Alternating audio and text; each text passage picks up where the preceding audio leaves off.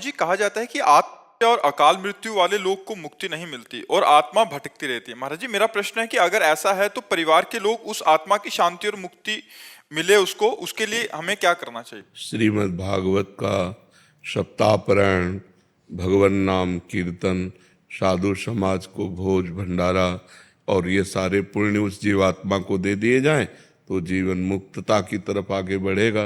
नहीं तो आत्महनन, आत्महत्या करने वाले को और जो महत पाप करने वाले जन हैं इनकी अधोगति होती है, प्रेत योनि आदि को ये प्राप्त होते हैं।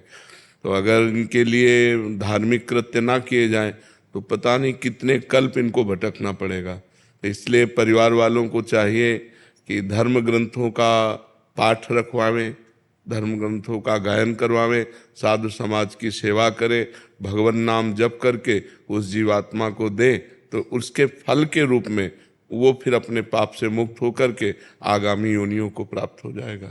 तो ये करना चाहिए, श्रीमद् भागवत का पाठ कराना चाहिए।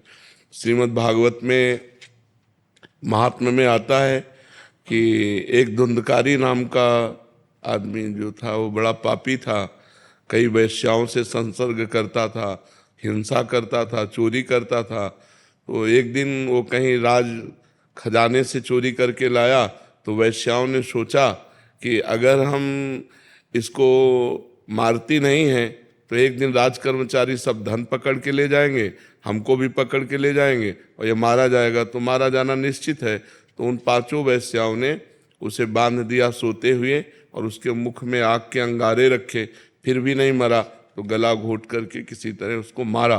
तो वो अधोगति को प्राप्त होकर प्रेत योनि को प्राप्त हुआ, भयंकर प्रेत। तो उनके एक भाई थे गोकर्ण जी, बड़ी कथा है। तो गोकर्ण जी तीर्थ यात्रा करके आए हुए थे, घर में शयन कर रहे थे तो कभी भेड़ा बन जाता, कभी सिंह बन जाता, कभी इंद्र बन जाता। तो उनका ये विपरीत दशा को प्राप्त हुआ, कोई देव तो है नहीं, ये प्रेत है। तब पूछा तुम कौन हो, तो उसकी बोलने की सामर्थ्य नहीं थी। तो उन्होंने गायत्री मंत्र जप करके जब उस पर जल छिड़का तो उसके पाप थोड़े नष्ट हुए। तो वो बोला मैं तुम्हारा भाई धुंधकारी हूँ, पाप करने के कारण मैं प्रेत योनि को प्राप्त हो गया हूँ।